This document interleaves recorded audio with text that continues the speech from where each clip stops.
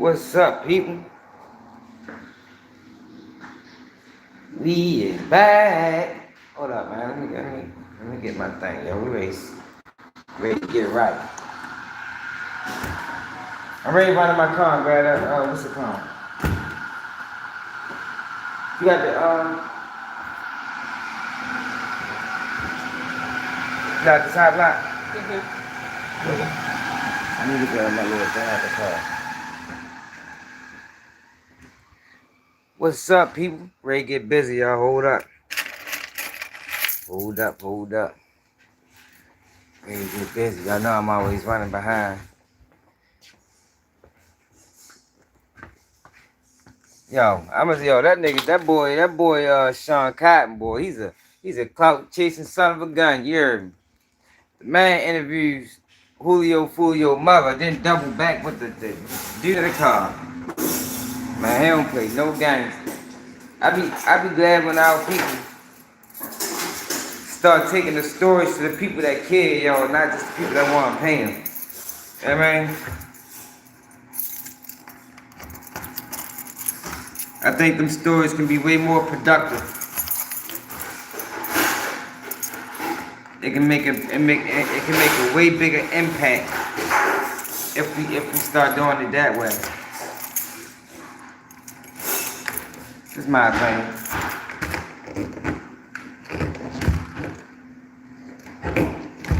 I could be wrong though. You know.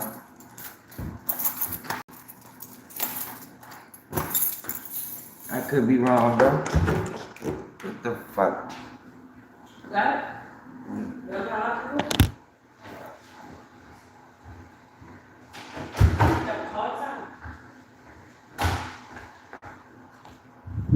You know? What's up, LeVar? P&R connected. What it do? Ball out. What it is? Yeah, yo. I be glad when our people start doing that, yo. Give the stories to the people that care about the stories, and not the people that just want to pay you for them. It take a special kind of person to do that, though, yo. You can't just expect that from just anybody. Most people want to take the bread.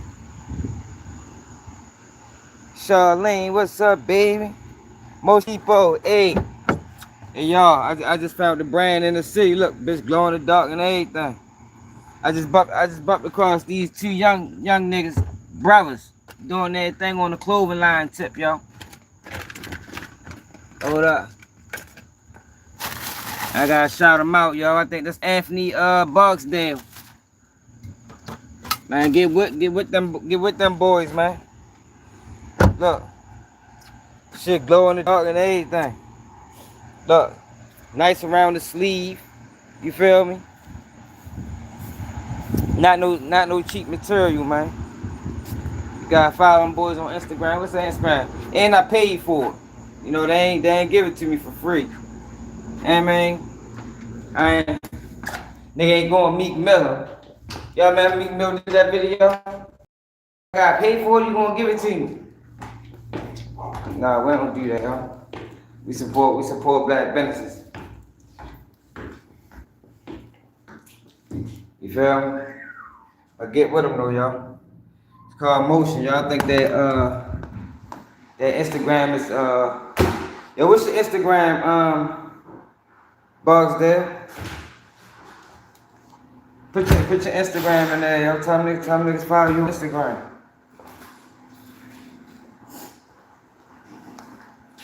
Hold on, y'all, I'm ready to set up. I ain't gotta do my videos outside no more. Grab me a little chair.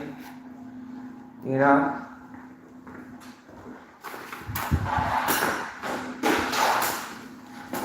Ready to set up, we ready to get busy.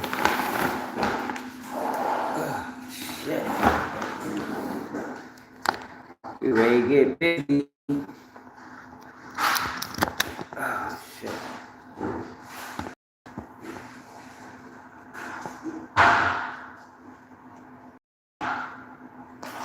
Ain't not connected with it, dude.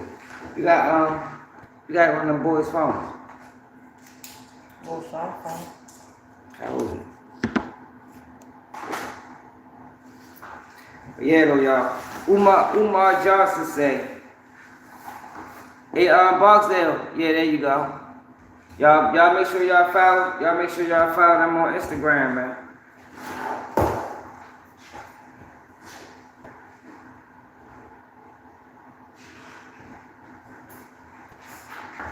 Make sure y'all follow them on Instagram at no emotions. No emotions .occur. That's their Instagram, y'all. Look at his shirt. And like I said, look at the sleeve. Nice on the sleeve, you know. Y'all know I don't just shout. I ain't just gonna shout out anything. Yeah, well, I'm trying to find my lighter. Once I find my lighter, we can get started. Right, let me get that chair. Yeah, that chair back. Get that. Thanks.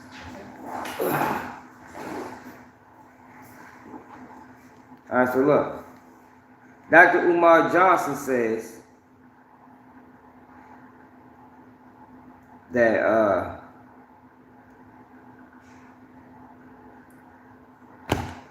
that black athletes should play for the African sports team. What y'all think about that, y'all?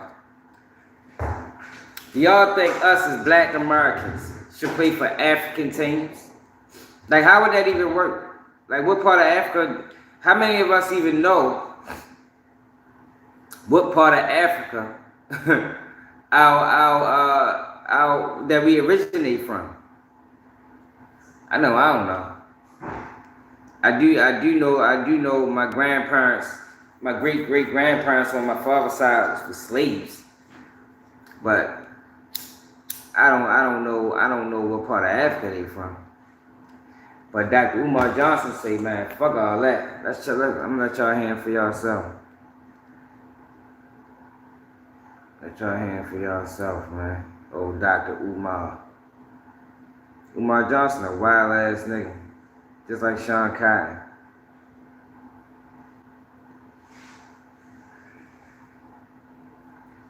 I think Umar Johnson be talking a whole bunch of rhetoric.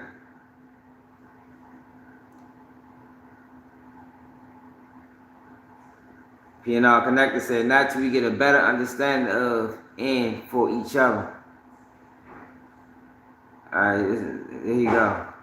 We should all be playing for Africa, playing for America, while they kill your brothers and sisters in the street, playing for Germany and playing for Spain and France. We should be playing for an African country. We built up the country. That ain't got nothing to do with you representing your oppressor in the Olympics. We built up the country. We built up the country. Shut your coons. We should all be playing for Africa, playing for America, while they kill your brothers and sisters in the street, playing for Germany and playing for Spain and France. We should be playing for an African country. We built up the country. That ain't got nothing to do with you representing your oppressor in the Olympics. We built up the country. We built up the country. Yo. Umar Johnson says some wild ass shit sometimes. You feel me? Like, yo, what the fuck? Like, yo, how is that gonna work? Like Charlene said, well, Umar, can you pay for everyone ancestry test and then we'll play? Like, for real though. Like, come on now, Umar, yo. What's the odds of that? Like, how are we even gonna... Like, yo, Africa is a continent. Like, what part of Africa we gonna play for? Nigeria? Who we gonna... Like, Zimbabwe? Like, who we gonna play for? See, and that's why it'd be hard for me. Like, I like Umar. He said a lot of shit that's real. But it'd be hard for me to get behind him 100%, yo, because I'm not really on this this Africa bandwagon that he be pushing. You feel me? Like, even Umar Johnson even said that he need to take over the reparations talk. And y'all know my take on reparations, y'all. I think we should be reparated. But when we get to talking slavery, we lost the conversation. And that's not to diminish slavery or diminish it in any type of way. Slavery was a messed up thing that our ancestors went through. It does deserve compensation. But as long as we keep talking about, yo, they need to pay us for slavery, we be forgetting about mass incarceration. We be forgetting about Jim Crow. We be forgetting about redlining. It's like, yo, if we want to talk reparations for real, that's what we need to talk about. Laws and things that was done. We can talk about the crack epidemic. Things that was done specifically to put black people at a disadvantage in this country. And can be proven. Things that is people still living here today that experience. Things that even slavery still got lasting effects, but things that, like redlining, that built cities like Baltimore. You feel me? That built cities like New Orleans and Detroit, Michigan. You understand what I'm saying? Like, yo, if we gonna talk reparations, let's talk that. You feel me? Because that can be proven. You ain't gotta put together a whole motherfucking a committee to figure out where everything stands. Like, I think the argument would be more cut and dry, yo, and it'd be a much easier argument to make. Straight up. It'd be a much easier argument to make, yo. And he be always talking about this black African shit. And it's like, yo, them people don't even rock with us like that, man. You feel me? Them people go over there and treat us worse than they treat us a lot of times. Like, yo, come on. I mean, they come over here and treat us worse than what they treat us. So it's like, yo, what the fuck is you talking about? That's what make me believe that he can't be, he ain't who he say he is, because this guy's supposed to be a scholar. You a scholar, and you from Philadelphia. You from one of them cities where a lot of injustices happen. So how can you keep talking about this all African shit, this all African people, when all African people don't fuck with American blacks? Yo, we are American blacks. You feel me? That's who we are, yo. Like all that African shit, yeah, that shit sound cool. Yeah, that's probably where our heritage lies. But at the end of the day, yo, we are generations in over here. And we have been mistreated over here. And we don't gotta go back to slavery to prove it.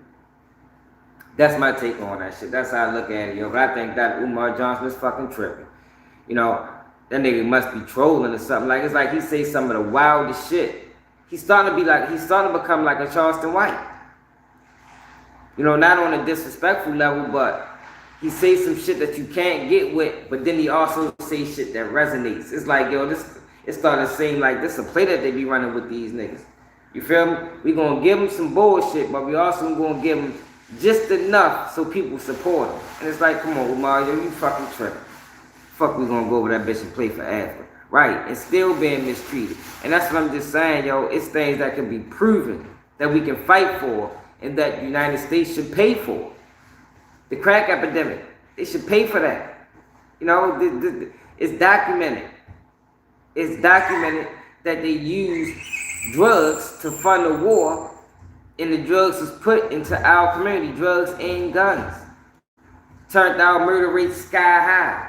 Took fathers out the way. Then they came back and then they mass incarcerated us. Like, all of these things could be proven. If we talking reparations, let's talk that. Because you gotta remember, y'all, yo, how many people, and I say this all the time, yo, how many people's lives got turned to the streets? How many black men lives got turned to the streets in the 80s and 90s off of possession of marijuana charge? Yo, it was a time, for people that's young, y'all might not remember this, but it was a time where if you had a possession of marijuana charge, you would not get a job. Not get a job. And this is not a time this not even 30 years ago. I'm talking about motherfucking 2005. If you had a possession of marijuana charge, you couldn't get a fucking job. It'd be hard for you. I ain't saying that you couldn't, like it's impossible, but it was a hurdle. It was a hurdle. Over something that right now and today they fucking decriminalizing, they motherfucking made legal everywhere. And also, how many people went to prison off that shit, yo? Like, yo, if we gonna talk reparations, let's talk that, yo, because I think They use this slavery talking point to keep us in a fucking box, to keep the conversation from moving forward. And it's a lot we can talk about, and we ain't even gotta mention slavery. We ain't gotta mention slavery, yo, at all. Like I say, yo, Jim Crow, redlining, mass incarceration, crack epidemic. These are all things that was done to black people in the United States that went all the way up until fucking the year 2000s. Let's talk that. That's all I be saying. Let's talk that, yo. Let's move the conversation forward. They ain't paying us for slavery. You feel me? They ain't doing it. They ain't doing it. But it's other things, yo. That's all I'm saying. It's other things that was done, yo, that deserve motherfucking payment. Right. The U.S. flooded most of our communities. In Baltimore, they put the dead highway, Route 40, in a prosperous community. What you mean, Dari?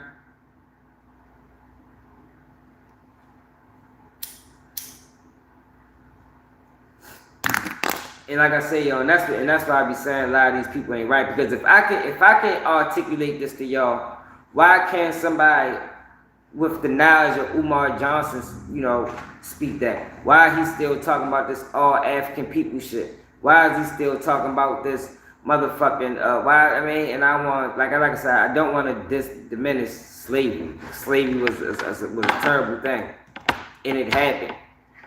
But what I'm saying is, as long as we're talking that, and Umar should know this, as long as we're talking about slavery, we're not moving the conversation forward. We're not moving the conversation forward. It can be proven that these people put crack in our community. It can be proven that is racism and biasness in housing. It's racism and biasness in loan applications. It's racism and biasness. You understand, like in redlining. These are all things that can be proven, and these are all things that's even still going on today, or was yesterday. If you understand what I'm saying. Like, yo, have y'all seen the videos of the people that got their home appraised? She took my toolbox. My tool bag. Ain't no way she took the tool bag. We use it at she left. Where's that? It was sitting on, remember, it was sitting right there. It was in the room.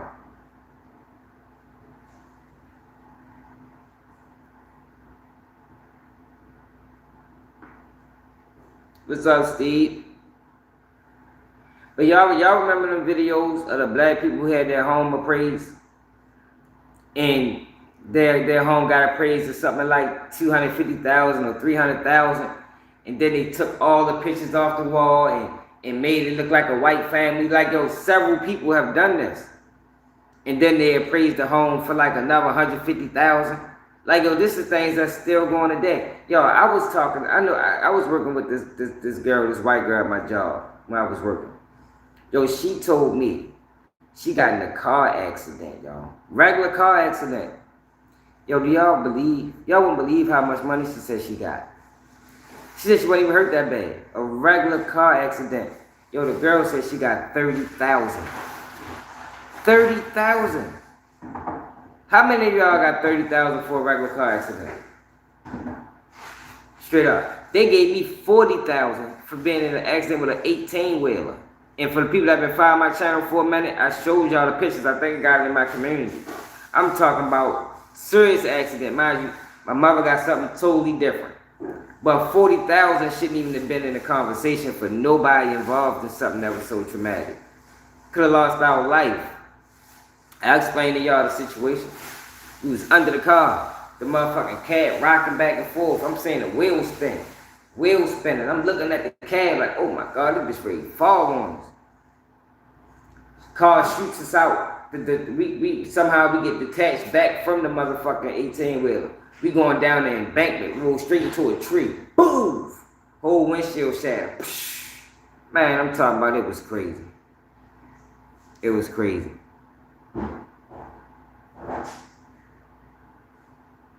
Yeah, they don't respect us, y'all, and they don't respect us, I think, Steve, because we ain't got the right people talking. We got a lot of niggas that's leading us to nowhere. They be fucking us over on every angle, man. They be fucking us over on every angle, yo. Yo, when that girl told me she got $30,000 for a car accident, I be like, damn, these niggas be trying to get me too. You feel me? They be trying to get me too and fix my car. 3, 4. Yo, the girl said she got 30,000, and she wasn't hurt. A regular car accident. There you go. They play games with us, y'all. And that's my problem with Umar Johnson, y'all. So when Umar Johnson get to talking about that, all black people shit. So if people don't know what I'm talking about, people that just came in, let me play it one more time, then we gonna leave it right there. We should all be playing for Africa, playing for America, while they kill your brothers and sisters in the street, playing for Germany and playing for Spain and France. We should be playing for our African country. We built up the country. That ain't got nothing to do with you representing your oppressor in the Olympics. We built up the country. We built up the country. Shut your coons. We should all be playing for Africa, playing for America, while they kill your brothers and sisters in the street, playing for Germany and playing for Spain and France. Hey, they look my mother right there. African country. We built up the country. My mother right there in the comments. After it was traumatic. You know what I mean? Motherfucker, man, she told me they gave her fucking 30,000. Yeah, my head wanted to spin. I ain't never heard nobody getting 30,000 for a regular car accident ever in my life. But when Umar Johnson gets to talking like that, that's where he loses me. Straight up and down. That's where he loses me. You say, yeah, I got 4,500 in the laws and physical therapy.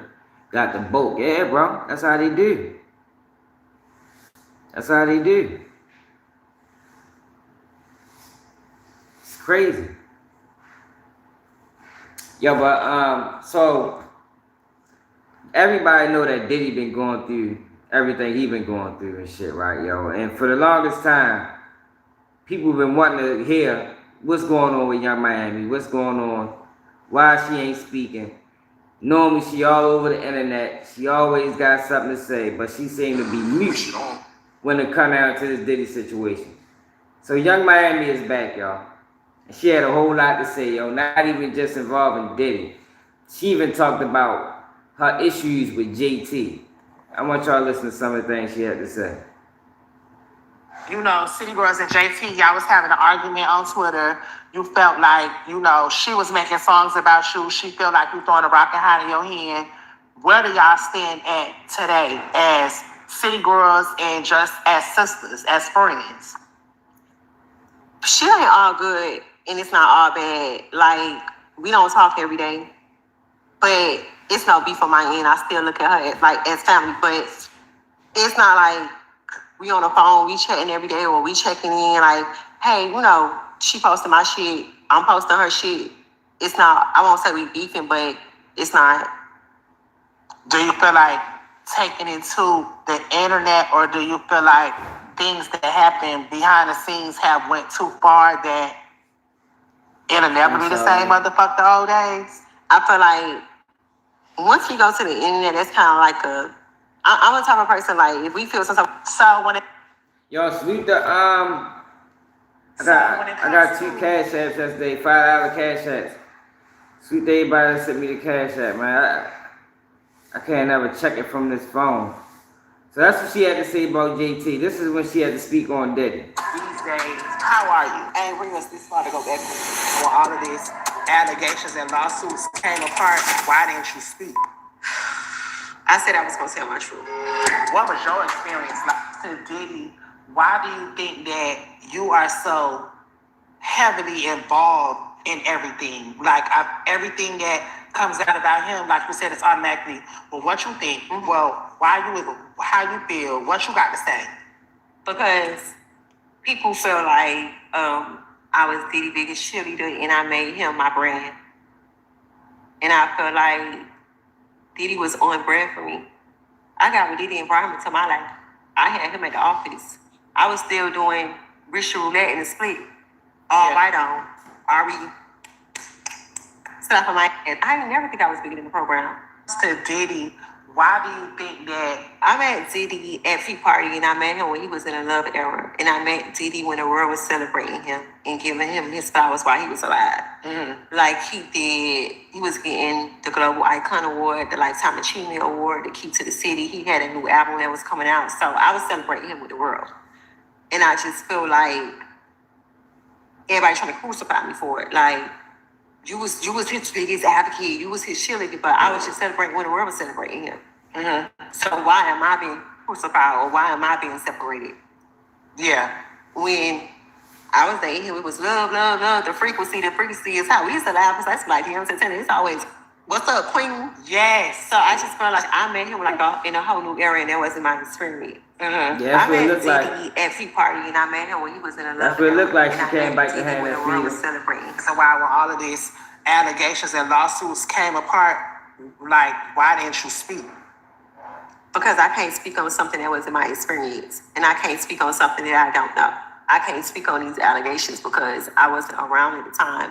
I don't know that person, and that wasn't my experience. So why, when all of these allegations and lawsuits came, It really, really, really hurt me because I just feel like, you know, Puff was a really, really good person to me. I feel like he came and he helped me, and, you know, he elevated me, and he saw a lot of things in me. And I feel like that's like one of his specialties. Like, he know how to, like, find people and, you know, identify their talent. And he was able to see more than music in me. And I felt like he brought out another side of me. Like, he brought out, like, my gypsy side. Like, you know, my woman side. Like, it was, like, a lot of things that I didn't see in me that he brought out of me. You know, like, baby girl, you more than music. You an icon. You a rock and mogul. You know what I'm saying? Like, put God first. Make sure you keep God with everything that you do. But I just felt like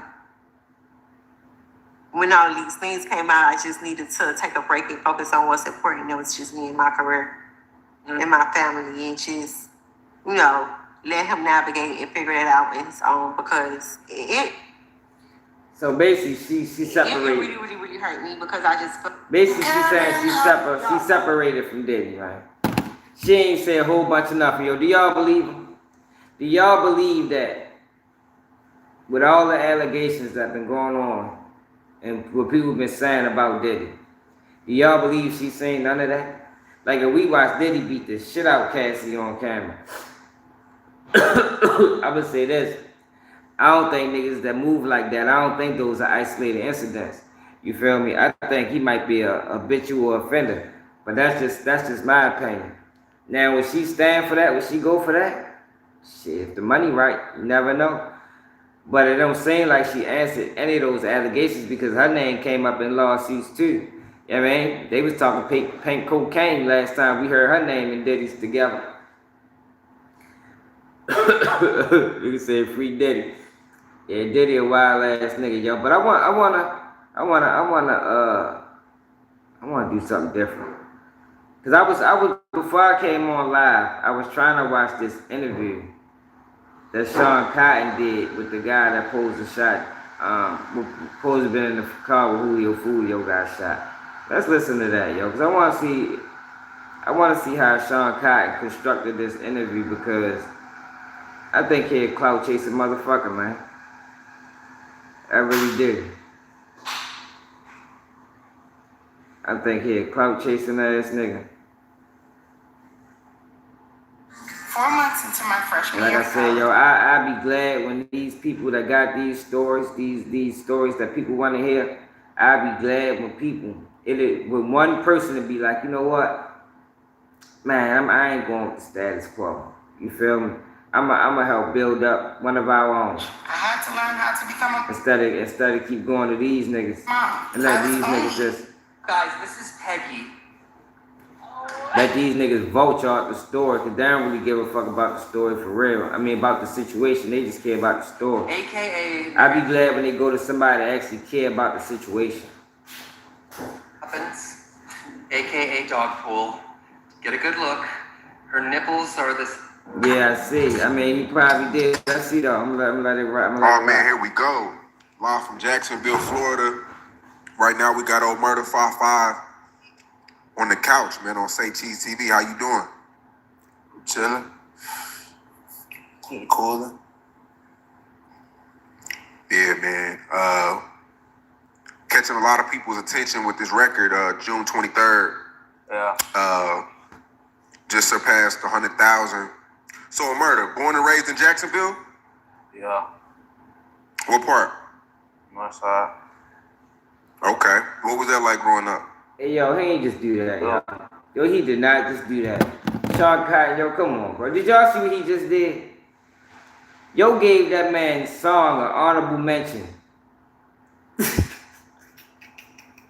Hey, yo, he just gave his song an honorable mention. Like, yo, come on, bro. Like, yo, this man a rapper, yo. You should at least dive a little bit into his music. See, and that's what I be talking about, yo. Like, what the fuck was that, Sean? Like, yo, the nigga just, yo, he started it off like, yeah, you know, you got this song June 23rd, you know, it's going crazy. 100,000 views. So where you from, Jacksonville? Like, yo, this nigga crazy, bro. Yo. The fuck was that, my nigga? You might as well just left this shit out altogether. The fuck? We know what you here for.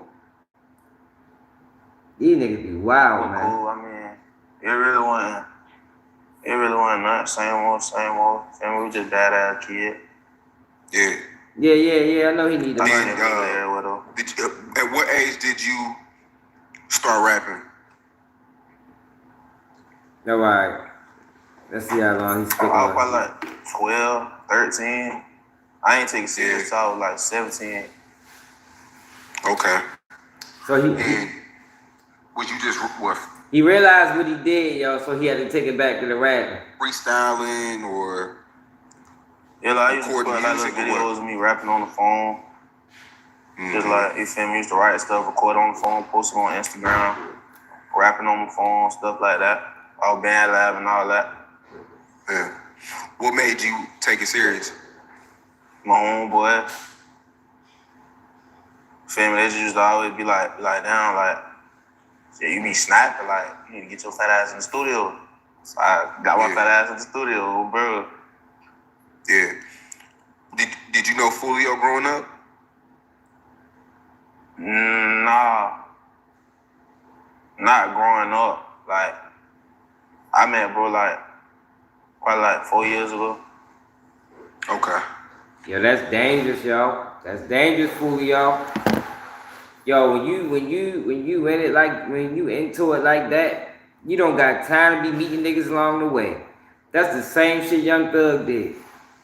That's why Young Thug is in this situation. And that's why Young Thug's situation and Lucci's situation was a little bit different. Young Thug was just meeting niggas along the way, bring them on board. But I want y'all to pay attention to how off point these guys was this day, yo. And how everything happened. And I can go back into the live when I was talking about, yo, when it's your time to go, all the stars go on the line. If it ain't your time to go, the same process. All the stars go on the line. And this is a situation where it was just Julio Foolio, time to go, yo, because anything that went bad, anything that could have went bad that night, went bad that night. Was he an inspiration to like really getting his music and take it serious? Definitely, for sure. For sure, like, definitely. I hear that a lot about Foolio, man. I mean, we all know he really like brought that drill shit to Jacksonville, but it seemed like people thought it was impossible to really pop until they seen like the Soldier K's and the Foolios. They really made it possible. They really made it seem like it could really, you can be whoever you want to be and make it out of Jacksonville. Definitely. He was an inspiration to a lot of us, for sure. Yeah. He definitely showed us it was a way out, for sure. That's not what the fuck happened. Them niggas copied Chicago. The fuck are you talking about, Sean? Them niggas copied Chicago, man. They saying Chicago had a wave with that drill shit and they fucking copied it. Drill music is so disrespectful, it's going to captivate the audience. It's going to grab people's attention. Yeah. So, I mean, as of late, before the June 23rd situation, was you and Foolio like kicking it on a day-to-day or? down there, like, yeah. We went around each other. We was talking almost every day for sure. Like, Yeah. And he plans this party in Tampa. I mean, is this something that you planned or you planned to go, or was it last minute, or? nah, me going was last minute. I ain't had no plans of going. Okay. So, I mean, going down there, what was the vibe like? I mean, I know y'all was with chicks and y'all had the Airbnb planned out. Like, what was the vibe like? Because he seemed pretty happy on his live, like putting out the flyers and popping this shit. Yeah, no, like I said, it wasn't planned, so I got down there like real late. But like when I got there, like, you feel me? I remember, like, you feel me? When I got there, he was walking outside. He seen me. He started smiling. Like, then I popped little 5 E's out of the house. Like, he was happy to see me. So it was like, you feel me? I was in a good mood. You feel me? Dog was in a good mood. He just wanted to celebrate his birthday. So shit, everything was straight. Yeah. And did you make it to the Airbnb, the pool party, or you came later than that?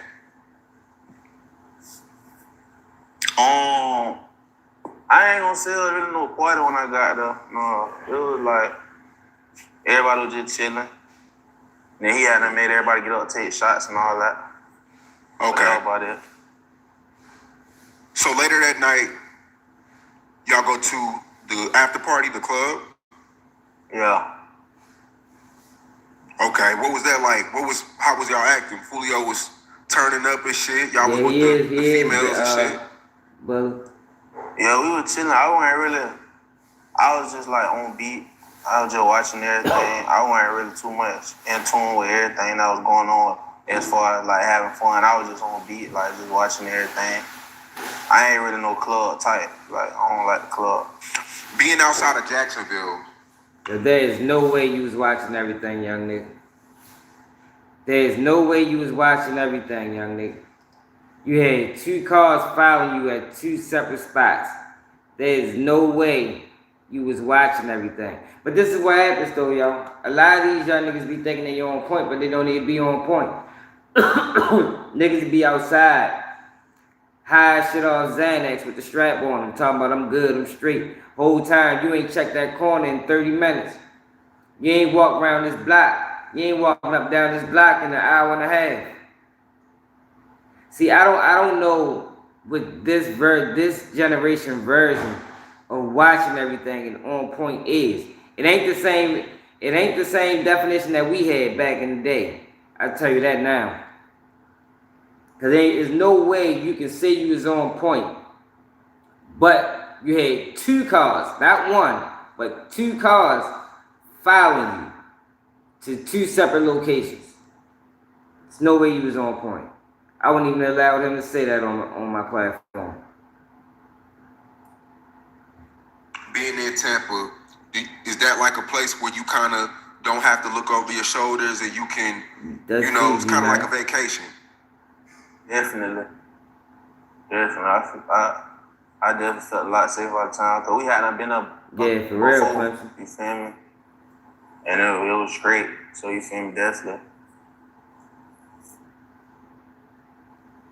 So after the party, after the club, y'all head back to Holiday Inn, and we seen it on the surveillance.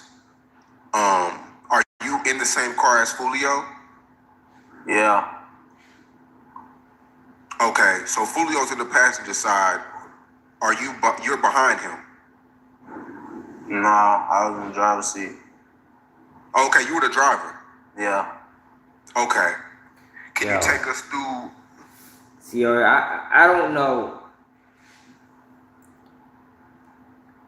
By him saying that he met Julio 4 years ago, they had to have been real close, or everybody in that car was super fucked up. Because why was he driving? Why was a nigga that you only known for 4 years driving that car? You feel me? Has he been in a situation with you before? Was he battle tested? It supposed to been somebody, and I don't know. But it supposed to have been somebody in that car. If you was gonna have anybody driving, if Foolio was gonna have anybody driving him, it should have been somebody that he trusted, somebody that he knew was battle tested. You feel me? Somebody that he knew if shots get to flying, they know exactly what to do because Shorty made the wrong move.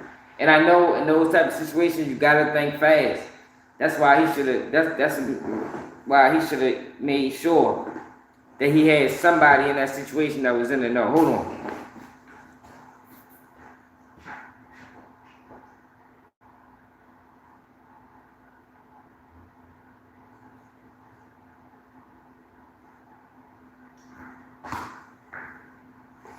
Yeah, he should have made sure he had somebody in that driver's seat that knew what to do. If shit ever go. Nigga said he might still be high. Y'all funny as shit. Through that moment, driving into the Holiday Inn, if you don't mind. We weren't at the Holiday Inn. We was next door to it. But it was, I ain't really, like I said, we out of town, so I wasn't really thinking much. You feel me? So. See? And that's why, you heard what he just said. We out of town, so I ain't really thinking much. So, let's go back to the other end. That's why them boys thought it would be a perfect time to get Foolio. Because they out of town, they gonna be slipping. Jacksonville police or police would never think that we'd go all the way in Tampa and get them. So that just proved that the way they was thinking, even though they made hella mistakes, but just the thought pattern of we can catch them slipping in Tampa was the right thought pattern to have because you heard it out of his own mouth. They probably always thinking that way. Man, we out of town, we ain't got nothing to worry about. But when you beefing on that level, to where this old nigga trying to kill you, anytime they catch you, you can't never think like that. Ever. You can't never slip. That's why it's not a life that you should want to live, yo, because it's a stressful life. So we got to the hotel, went in. I don't think so, Paul. But I guess they had like a glitch in the system or something, so they ain't let us get the room. So then he came back out to the car and we was just chilling, basically. Trying to figure out like where we was finna go.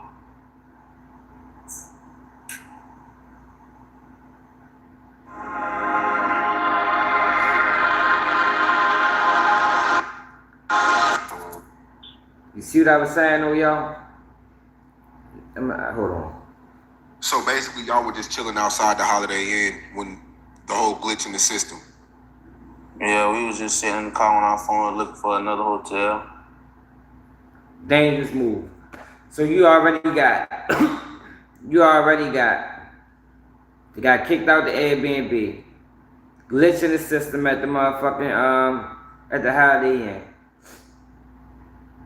That let you know that day was gonna be the day that Julio Foolio died. Everything went wrong. But then they sat outside in the parking lot on their phone. Everybody probably their heads down like this, looking for another hotel.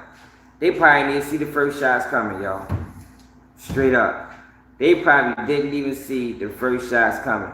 They probably didn't move until probably 4 shots was fired. Till they fucking heard the bitch start hitting the car. You know, because when shots get flying, your first instinct is to identify where it's coming from. You feel me? So, your first instinct is to duck. And then you're gonna look around and identify where the fuck is these shots coming from. And that's probably even before you put the pedal to the metal. Because if they ain't shooting at you, shit, you might not move at all. Depending on the situation. Okay. And how long was that for? Do you know? Probably like 6, 7 So every time he got hit up, he was out of time. Okay. And then that's when the shots are fired. Not right at that moment, no. Yeah, they definitely was military style. You right, Lord Tripp. Okay. But later a few moments later, that's when the shots go out? But what I'm saying is, that 5 minutes, of putting their head down was just enough time for them boys to get in position. If they didn't put their head down and everybody wasn't looking through their phone, they might could have got them guys before they got, like, they had perfect position. You had one shooter right next to him. You had another shooter maybe 50 feet away. You had another shooter 25 feet away from him on the other side. Like, yo, it was no way getting out of it. And you see how the parking lot was the parking lot they was in. It wasn't no getting away. It wasn't no getting away. Especially when you're not paying attention when the shots first fired. Like, if he could have seen Shorty walking up, the way they was dressed, he probably could have made a move. He'd have had, you know, if you only got split seconds, you feel me? He'd have had at least a second or two more to think of an exit out. That's what I'm saying. 5 minutes later.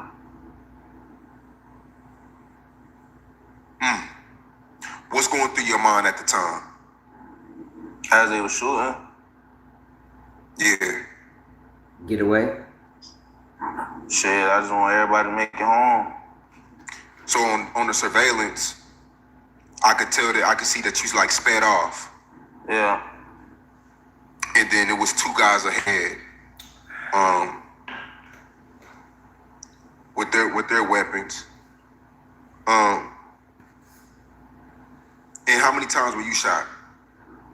I got shot in my arm 8 times. I got grazed in my head 3 times. He might have got shot with a pistol. Did you feel like you were gonna make it that night? Yeah, dog. What do you do next? After the shooting.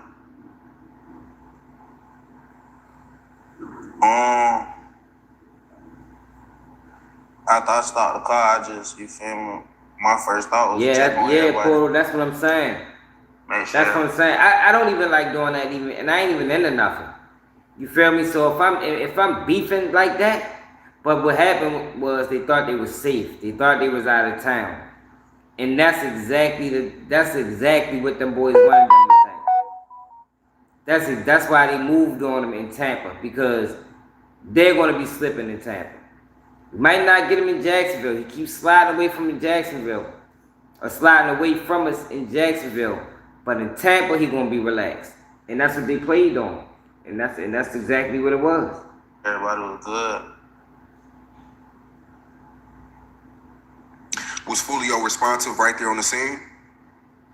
Nah. And then what's next? The police come, or are you staying calm? Are you angry? Like, what's your emotions like at that time? Shit, like, he really probably, this interview is probably really a bad time to do an interview, because he's a witness. Them guys are locked up. They're gonna have to go to trial. You really ain't supposed to have witnesses doing interviews. Now, he might not say nothing. He probably didn't see nothing, but he is a witness. So I would expect that he gonna get a phone call about this interview.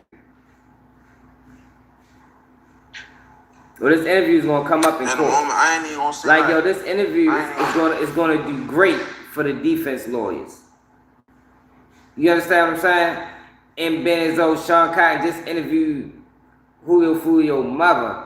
He probably should have stayed away from Shorty, at least until after the trial was over.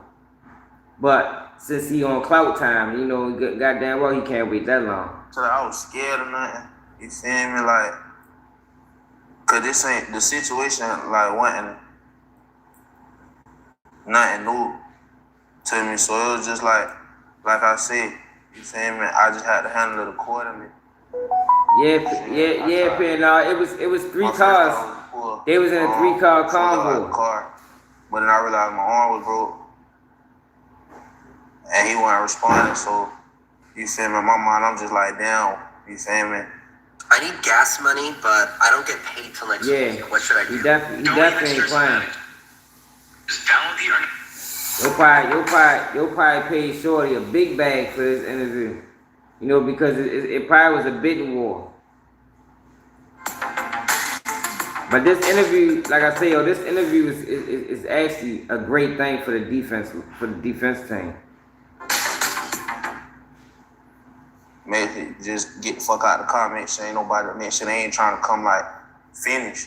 You feel me? So I ran in the hotel to get help. Because I'm gonna tell you why. I know we spoke. Because if he was to try to cooperate and say he's saying something, right?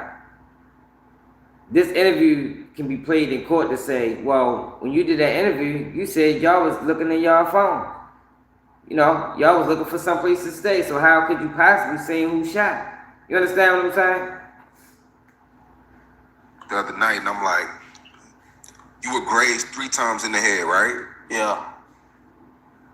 What is? I've never been shot before. How does a graze is when a bullet like it? It's kind of like It's kind of like a little swipe, kind of like getting scratched, like it was kind of like getting scratched type shit. Okay, 3 times, man, bro, you here for a purpose, bro. Like 8 times in the arm, 3 times grazed in the head. Does it feel like you got shot in the head? The fuck type of question is that, be like, I be feeling when I chew or something, like, I be getting like little pains when I be chewing, but other than that, no, I don't really be feeling like that.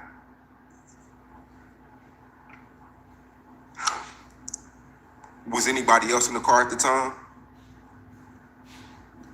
Yeah. And they were shot as well? You right, Charlene. Yeah, he got grazed in his shoulder.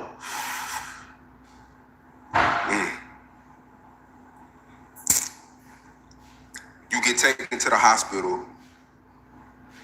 Do you feel like you're not going to make it?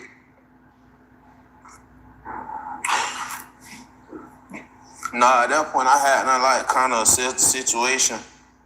Okay. I had not calm myself down, you feel me? Really, honestly and truthfully, I wasn't even thinking about myself in the moment at all. I'm just in my head, like, you feel me? I'm just telling myself, like, reassuring myself, like, bro, all right, bro, good. That's all I really was telling myself. I wasn't even thinking about me, really. Right. Because at this time, you're not sure 100% that Foolio passed. He's just not responding. I ain't even gonna say I wasn't sure. I was just in denial. Like, they told me on the scene, but I wasn't finna believe it. So you feel me? I was just reassuring myself, giving myself good thoughts, you feel me? Putting good karma in there. Y'all, if he got hit 8 times, man, Foolio probably got hit about 15. Because they knew exactly what seat he was in. And they was aiming at that passenger seat like a motherfucker. As days go by, you know, what's going through your mind? Because the thing is, y'all, nobody knows how many times they fired. Because the AK-47s they had shell catchers. So, only thing we know that it was 31 9mm shell casings on the ground. Yo, they probably shot 200 times. Straight up. They probably shot 231 times. Excuse me. Them choppers, they probably shot 100 apiece.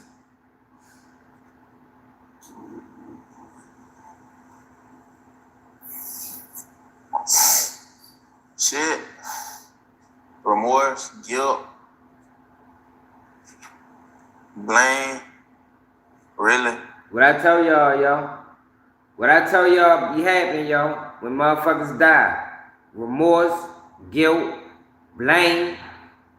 Everybody be wanting to blame somebody, yo, but it's not your fault, short. You ain't know it was gonna happen. Now, as a crew, all of y'all should have been more on point that night. So I get it, you know, you can't help but to feel some type of blame on that. But at the end of the day, yo, when it's your time, it's your time, yo. Ain't nothing you can do to stop it. Ain't nothing you can do to stop it, my nigga. That shit was gonna happen with you there, without you there. It was gonna happen regardless. But those are just typical emotions that niggas go through in these type of situations. You put the blame on you? I mean, definitely, I was the driver. You feel me? Like I said, in my head, my main purpose was to get us home, and I ain't do Now, that. let me say this. What would be messed up is if other homeboys of Julio Foolio is blaming him. That's some sucker shit. You feel me? That'll be some sucker shit, y'all. Because y'all was deep as shit and everybody let their guard down. Yo, you can't just put it on one person. So I definitely blame myself at first. You've had a lot of people, you know, call you and talk to you, and Yeah. Tuesday, 4 people get arrested, and then another one three Nah, he people get shouldn't be arrested, doing then no another interview. one did that night. What was your feelings? How do you feel when you seen these people get caught? Tell you the truth, I ain't really think nothing of it, really. I ain't really think nothing of it. I really wasn't even on social media that day. I ain't really too much care, tell you the truth.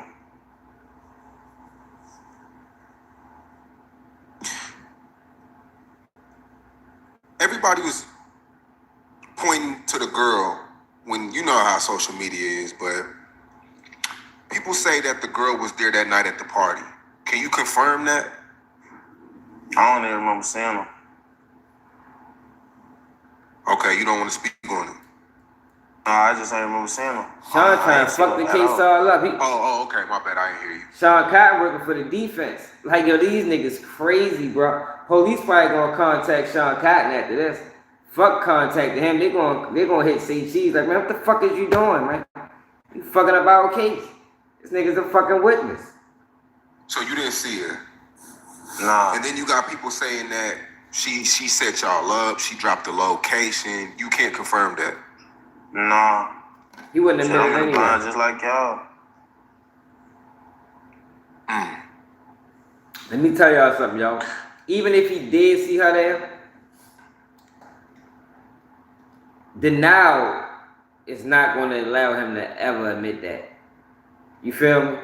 Just because nobody wants to admit that, damn, we got played by a chick. We let a female outsmart us. We let a female. Yo, that is a hard thing to admit as a street nigga. You feel me? Because you want to think that you always on point, that you be on top of shit. You can see things before it happen. You do not ever want to admit that niggas was able to send a girl to watch us all night and none of us caught it. No, you nigga ain't gonna want to admit that. That's a hard pill to swallow right there. Straight up. That is a hard pill to swallow. Did this make you look at life differently? Definitely. It make you like take a step back. You feel me? Be more grateful for what you do got. Be more grateful for the people you got around you. You feel me? It definitely make you. It definitely give you time to think about a lot of stuff.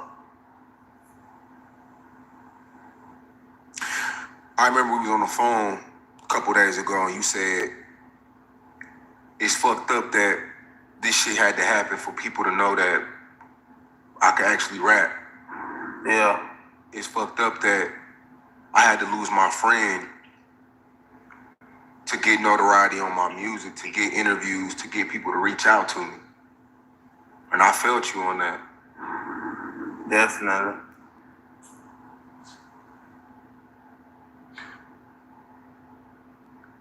So how's your arm doing? Hey, yo. Sean Cotton, yo, get the fuck out of here. Nigga, he was talking to you, my nigga. The fuck is you talking about? He was talking directly to you. Basically saying, yo, you on some bitch ass shit, Sean. in but so many words, that's what he said to you, Sean Cotton. You on some bitch nigga shit. I've been rapping all these years. And you gonna reach out to me now because you know I was in the car when Julio Foolio got killed. Nigga, fuck you. That's basically what he said, but he needed the money, so he did the interview. If he ain't need the money, he'd have turned that shit down. Because to be honest, that is some sucker ass shit for real. That is. Because you're not interviewing this man for his rap talents. You interviewing this man for his motherfucking story, my nigga. And he know it. But he just need the money. He just put money over morals for a minute, like a lot of these niggas doing right now. But he talking you, I felt that. Yeah, I hope you did feel it, Sean Cotton, because he was talking to you, my nigga. I'm not doing, what you talking about him for free. Hey, G, what YouTube page you run, y'all? Yo, whenever you got these trolls, and don't delete it, y'all. Whenever you got these trolls like G come, yo, majority of them are YouTubers. Majority of them are YouTubers that come over here so they can steal content and steal words. You know, that's just what they do. And I don't know if you noticed or not, G, but I get paid for my videos as well. You feel me? And at the end of the day, I'm talking about this video because Shorty just said something that Sean Cotton need to take heed to. It is fucked up that you only reached out to that man because of this story and not because of his musical talents. You know, I thought these platforms were based around music, based around hip hop. But it's starting to become more and more based around the negativity that goes on around hip hop. And it's being highlighted and glorified. And it just keeps the cycle going. Like, yo, Sean Cotton is not talking like how I'm talking. Like, he's not giving y'all the game. You know, he just capitalizing off the story. G. It might be trash. I don't know. I ain't listening to the song. Like I'm not interested in listening to fuck the name of that damn song, June 23rd. You feel me? I'm more interested in what's going on with young black men and why they think that killing each other is a valuable option, and why do they allow drill music to take them so far off the deep end. Because that's what it does, yo. It takes them off the deep end, yo. A lot of, like I told y'all, and I'm gonna keep saying that, a lot of these guys become drill rappers way before they become drillers. But they start drill rapping, then they turn into drillers. This young nigga don't even look like he the type that even, you know, do a lot of shit that he probably rap about. I don't see that in him. Like, oh, you just look how young this boy is. The price is going faster than expected. I done got movement back in my arm. Picture this. You're sitting at home alone watching this a young nigga. He's probably 21 years old, man. Motivation to do the things. There's got to be an easier way to find a credit card that's right for me. Maybe 23. Credit Karma is here to help. Ooh. You can browse your personalized recos, see your approval lines. Bullet holes hitting up decent. Famine. I mean, I still been in a lot of pain some days, but other than that, it's just like, shit. Just like having like a boat arm. Hey, G, you must be new to the channel. My content is about everything. Lately, I've been doing live videos. I talk about other people's content. If you go to the earlier, I was talking about Dr. Umar Johnson. I talk about every motherfucking thing, G. You feel me? But a lot of these people's content need to be talked about because a lot of these people's content is dangerous and hazardous to the growth and development of black people. Now, if you don't care nothing about that, G, then this page ain't for you. You know, go over there to the clown section. You know, Ratchet TV and all the rest of them guys are always available. You can go over that bitch and cash app yo and get lied to if that's what you want. But over here, yo, we speak the real. And if you don't speak on a lot of this content, it gets put out into the world and it gets it gets tangled and twisted and it don't get viewed the correct way. Now, if you care, then what the fuck is you talking about then, my nigga? If you care, you would know why I'm doing this. If you say you care, you would know why you have to talk about a lot of these people's content because that shit is fucking dangerous. And it just get put out into the world and it don't get properly discussed. People don't view it the correct way. People view it the wrong way because a lot of people don't even know what the fuck is going on to even know how to digest it. And these guys that's doing interviews, they just put it out. They don't care how it gets perceived. They don't care if the message get lost or not. They just put it out because they just trying to see how much money they can make off of it. So you gotta talk about it. And if you go further on my channel before this, I do walk the streets. Look, I'm supporting the black business right now. If you watch the beginning of the live, you just see me shout out some little young boys in my city selling clothes. And I brought this. And I gave them free promo. Tell your favorite YouTuber to do that. These niggas be trying to charge you. They want shit for free, they gonna charge you. They ain't doing nothing for nobody else. Fuck is you talking about, G? You shot 8 times. What kind of bullets were there? Did they tell you? Nah, they didn't tell me.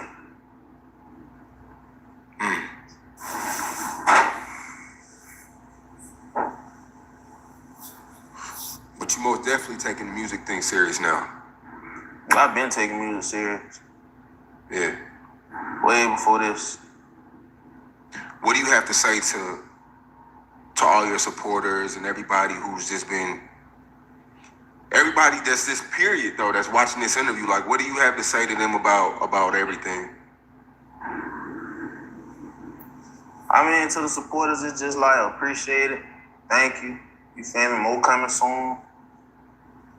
Feel me? Everybody else, I don't really too much pay attention to all the negative stuff. I ain't really got too much to say. At the end of the day, it's just like, feel how you feel. At the end of the day, I'm just keep doing me, really. How did this affect the city of Jacksonville?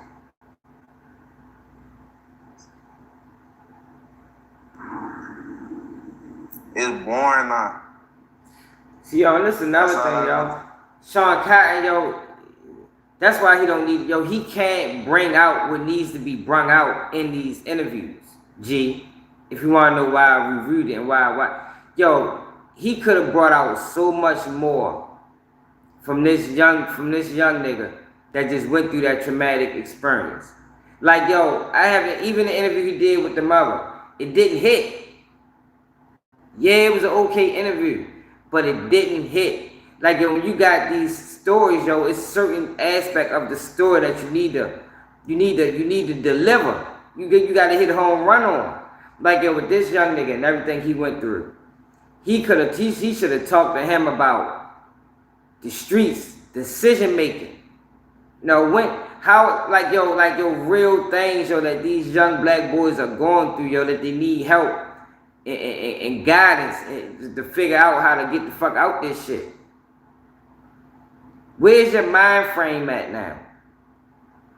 You know, yeah, he asked him, do you view life different? Elaborate.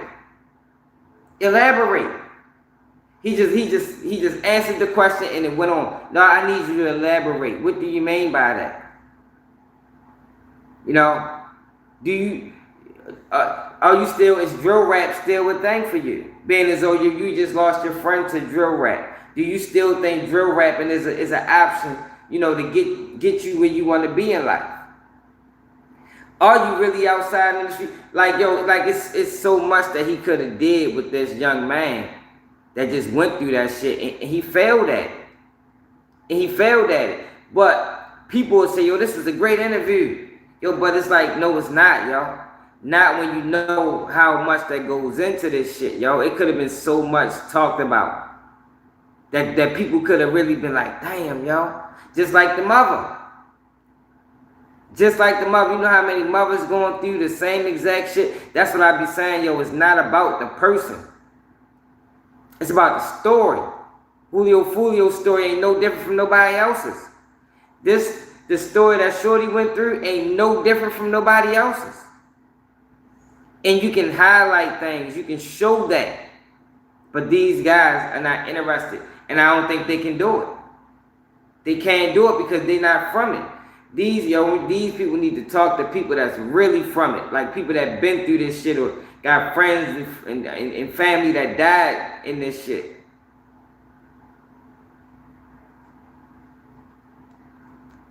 Right. That's what I'm saying, Charlene. Like he didn't do none of that. He didn't do none of that. It's like he just talking to him. Like Shorty ain't just go through a fucking hail of gunfire. You feel me? Like even when he asked them the questions, they're just like, next. No, y'all. Dig into the emotion of that. Not just what was going through your mind. Explain it. Explain it. Put it in movie form. So people can visualize it. Like Final Destination, people can. That's like, yo, niggas remember scenes from that movie and it struck like, damn, y'all couldn't imagine going through nothing like that. Like, that's what I'm saying. Like, that's what you gotta get from these people or from these stories. So these young niggas that's living that life and be like, man, fuck that. I ain't trying to put myself in that type of situation. And Sean Cotton fails at that with the last two interviews. He failed at it. And I have yet to see, because we don't have nobody on that level that can do that. Who on that level that can do that? We don't have not one person. Vlad can't do it. Sean Cotton can't do it. All the Dialogue can't do it. DJ U can't do it. And it's not no shame or no shade to them. That's not their role.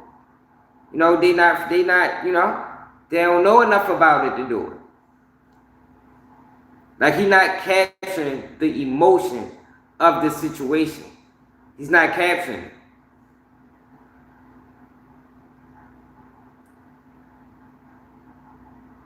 I can't say like it's boring now. Foolio was the excitement. You feel me? Yeah, I agree with that. And I read a comment of people saying that the Jacksonville scene needed. It's like I'm not gonna say the story's over, because it's like I see people like yourself doing your thing. The Lil Cracker, I see him popping off. I'm not gonna say I don't know about the war or whatever. I don't really know about the back and forth, but musically, I definitely see people from Foolio's branch taking off now.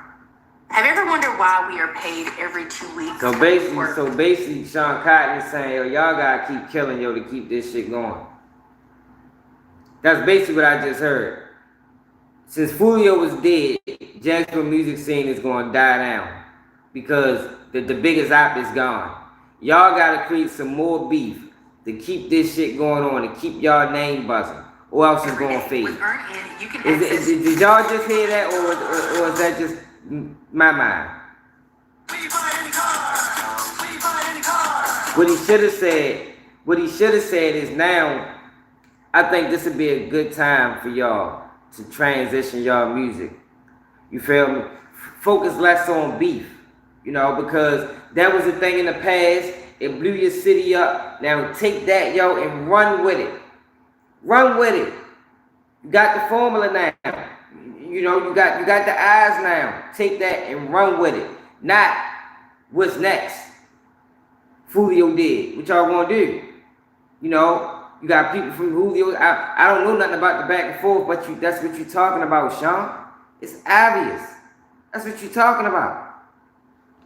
Because what people were saying in social media is, since Julio was dead, Young and Ace and that man got nothing to rap about. That's what they were saying on social media. That's what he was alluding to. But he can't say that because he know how that would come across. But that's exactly what he was talking about.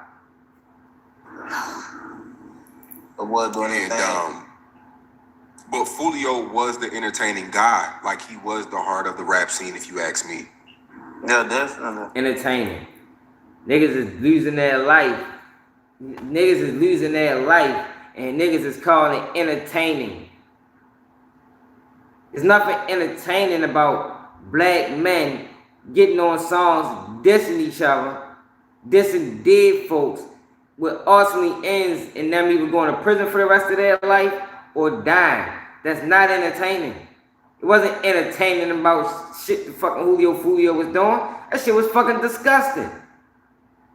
What the fuck was entertaining about Julio Foolio pissing on graves? Going to, even though his mother said a lot of it was fake, what was entertaining about him acting like he went to fucking Young and A's brother grave site and taking pictures? Well, he did take the picture. That wasn't entertaining, y'all. That was disgusting. That was really bullshit. That was ignorance. That was him succumbing to the views, succumbing to his audience that was feeding the negativity.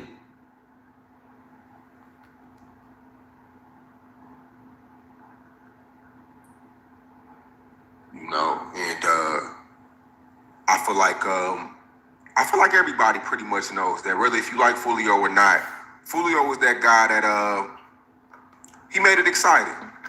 Yeah, definitely. The outside world just trying to paint him as the villain, like, you feel me? Yeah. But we know the real. So, what's your relationships with everybody? Because I know you're a lot younger. Hey, G, where you at? Was that good enough for you, G? Is that what you was looking for? Where you at, y'all? Don't disappear now. 19. So, I mean, you're a whole generation away from him. He was 7 years older than you. What's your relationship with people from the other side of town? Yo, what I tell y'all about how that shit normally go? Didn't I say that? Didn't I say, yo, Julio Foolio probably was hanging with a whole bunch of young niggas?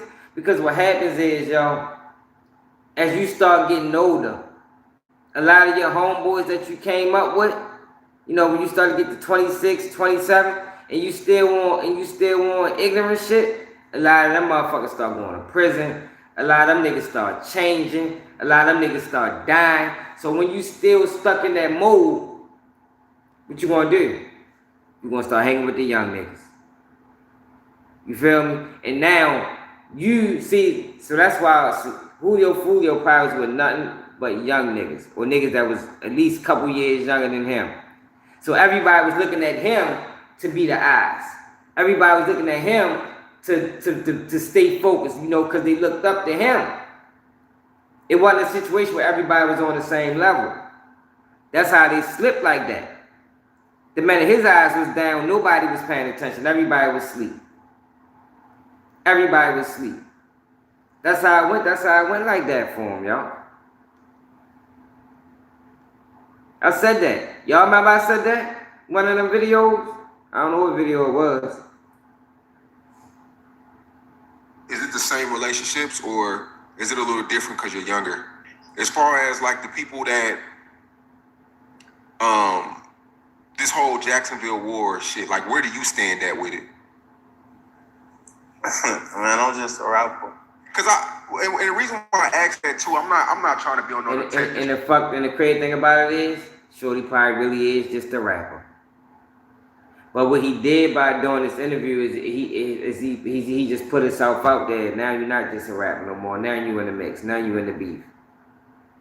The crazy thing about Shorty is he probably really just a rapper.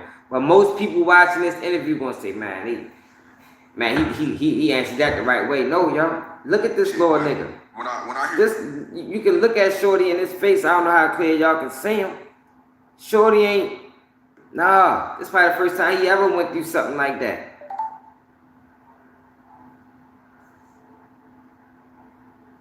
You rap, I hear soul, I hear, like I could tell like you're, I could tell you're, when I mean good kid, I ain't calling you a square, but I could tell you have a purpose. I could tell you're a really smart guy. I could tell you can make more music than drill. I feel like you have a lot of potential. So like, where do you stand at with everything? Are you one of them type of guys who are like, man, I just want peace. I just want to make music, or is it like, man, this shit gonna sting a little bit? Yeah, but this the thing, Trap Star. Even if that is the case, that's gonna be through peer pressure. You know, peer pressure make niggas do things they ain't gonna do. I'm just saying, based off of Shorty and me looking at him in his eyes, and at the age he is at 21, I think Shorty probably is just a rapper. You feel me? But these type of situations can, you know, make you go either way. You know, you can fall back or you can go forward. But just know what comes with going forward, my nigga. That's all I be saying. Just knows what come with it, yo, because you seen what happened just in this situation. Julio Foolio did, and the people that killed him going to spend the rest of their life in prison. It's like, yo, when you in these type of situations, it's like a crossroads. You survived. God saved you. What you gonna do? What you gonna do? Is you gonna keep going down this motherfucking dark path? Because niggas say that's what you supposed to do? Or is you gonna fall back and say, man, let me focus on my rap shit. Let me separate myself from these niggas. I got the buzz, I got the eyes on me, and let me move forward. I can help them another way. I can help them more by being a person that makes it out of this, as opposed to being stuck in it with them. And now we entrapped in this. Now I just inserted myself in this beef where I might lose my life, and then everything that I did don't even matter no more.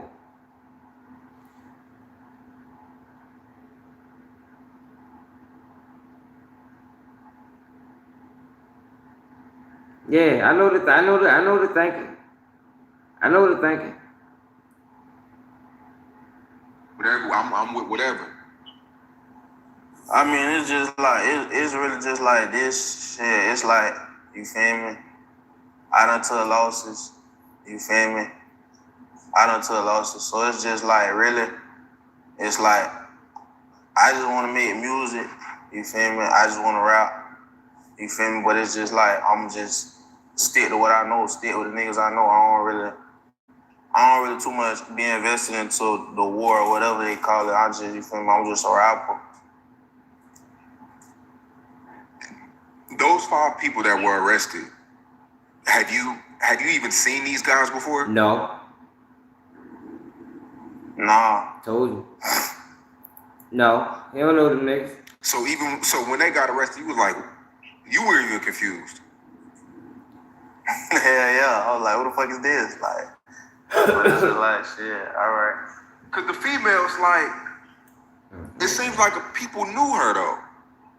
If you've ever dreamed of owning an apartment complex and you live near one of these cities, then you've got to see the same ad. Your child needs these 3 key factors to get into an Ivy League or top 25.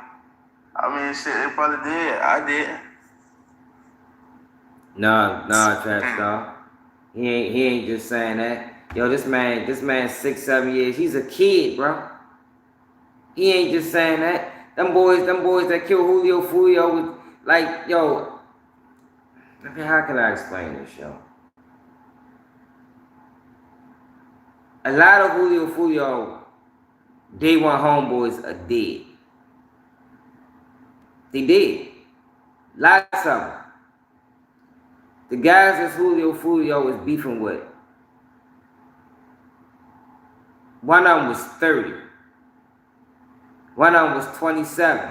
A few of them was, in early 20s. But Julio Foolio was hanging around. Yeah, I know. But Julio Foolio was hanging around, more than likely, kids younger than him. So though Foolio knows them, there's a chance that since they're not in the same age group, even if they beefing with the same crew, it's a chance that he didn't know those guys that killed Julio Foolio. I don't think he know them. I believe him when he said he's a rapper. I believe him when he said he don't know them niggas. I believe him. I can listen to how he said it. You can tell when you can tell when you being lied to, man.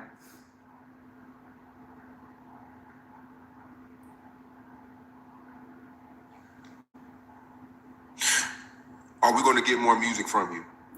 For sure. For sure. I mean, I've been doing it. I ain't got no reason to stop now. It's not about knowing the gang. It's about me. He said, do you know the people? The question was, do you know the people?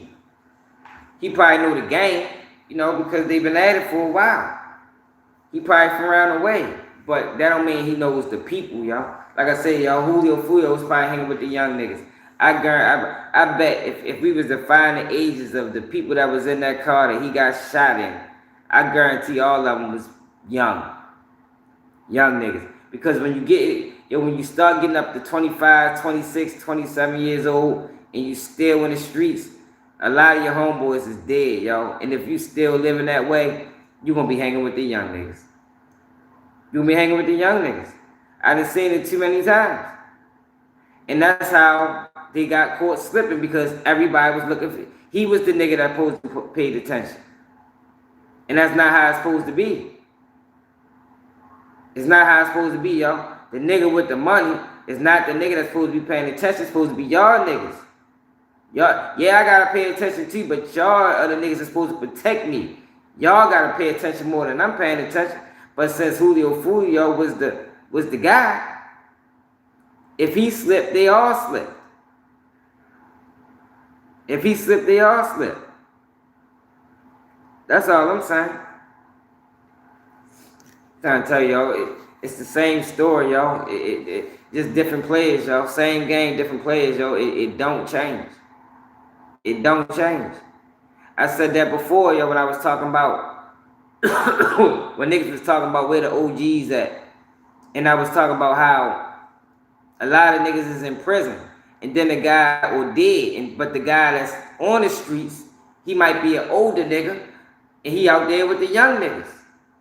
And the young niggas is looking up to him because he got all the stories. But they don't even know he ain't even like that for real. That's the real reason he survived through all the bullshit, because he stayed out the way. He ain't come outside until everybody died or went to prison. But they looking up to him the whole time. He's a fuck nigga. I'm not saying it's Julio Foolio. I'm just giving you a scenario of how these things happen. And when niggas be talking about where the OGs at and why the OGs, and you understand, because the streets is killing the real. The police is sending the real to prison.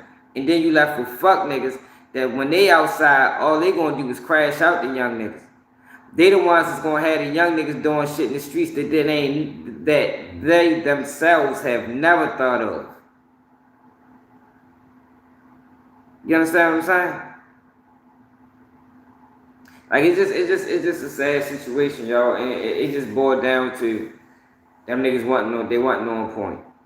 They weren't on point, y'all, and all the stars aligned, y'all. This was a situation that was destined to happen. You know, Julio Foolio had multiple opportunities to get it right. God spared that boy so many times, y'all, so many times. And it was just his time to go.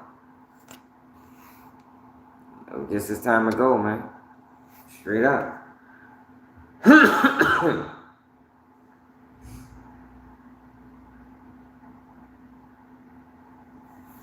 Baltimore Kimmy, what it is? I ain't even see you in here.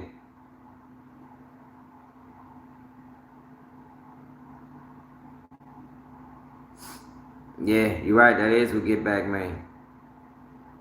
You ain't lying. Death for prison.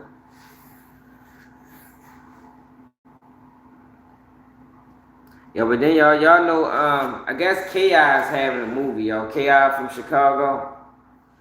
Butter's supposed to be sister. I think she supposed to have, I don't know if it's a docu-series or a documentary or a movie. But Snoop from The Wire is supposed to be playing K.I. in this next movie. And people giving Snoop a hard time saying she too old. They don't know Snoop a hell of a motherfucking actor, yo. Now, I don't know what this movie gonna be based around. What is it gonna be? This motherfucking teenage assassin. But it's a couple screenshots and pictures going around. I don't know if it's going to be a TV movie. I think Mama Duck spoke on it. She said it's going to be a movie that got some financial backing behind it. But I'm intrigued to see how that shit go. I thought I saved the fucking picture. That's fucking dead.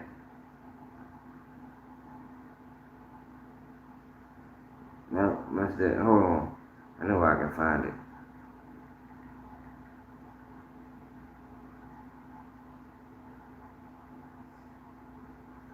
It's a this picture right here floating around.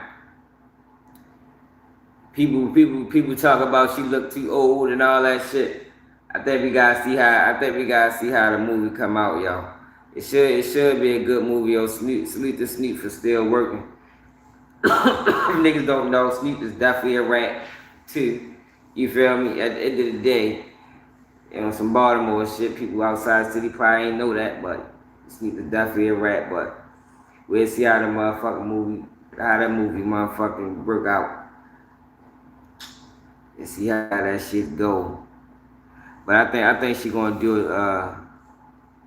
Yeah, she's stuck in them same roles. That's what happened. You know, Baltimore Kimmy, when you do a role so good, it kind of make you stuck in them. Like she can't really go outside of that because she did so good of a role. She did so good of a job in The Wire. I'm intrigued to see how they put it together, y'all. Some people say the chaos story is a lie. You know, she ain't do everything that they said she did. You know, she wasn't really this motherfucking killer like they try to make it. That's what FBG Young said. That's what FBG Young said. But we'll see how it go. Y'all appreciate everybody that tapped in, y'all. What was the Wire?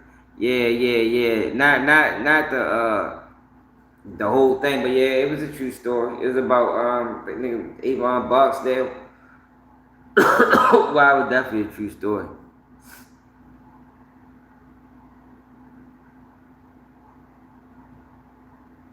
Yeah, I know. But you see, that's what happened, y'all. Like I told y'all with this whole drill movement, yo. You got people. Everybody's chasing the name, yo. Everybody's chasing clout, and people will allow things to get put on their name just to enhance their clout, just to enhance their image. But it ultimately gets them killed.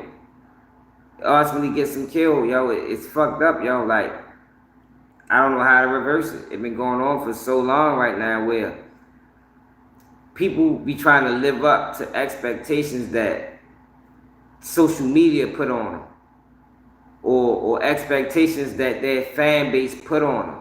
They try to live up to that shit, yo, and most people can't. Yo, those some big shoes to fill when you walk around here with social media saying you got 10 murders. Yeah, man. Lord Jeff, R.I.P. Lord Jeff, or K.I. supposed to be an assassin at 14 years old. Rest in peace to her. Like, that's how that shit normally goes, even King Von. Everybody's trying to live up to expectations that social media put on them. And most people gonna fail, yo. Most people gonna go to prison the rest of their fucking life or die in that shit, yo. But it's just a sad reality that we live in. Look, y'all, another white person said I look like Snoop Dogg. Hey, yo, what the fuck, yo? They do this shit every night. Hey, PNR Connected, where you at, yo? With this 102, right? It was 101 yesterday, yo. This gotta be 102.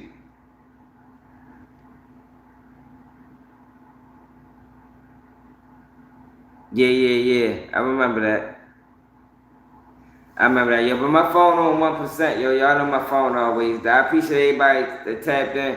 Appreciate everybody that donated to the chat. To the platform.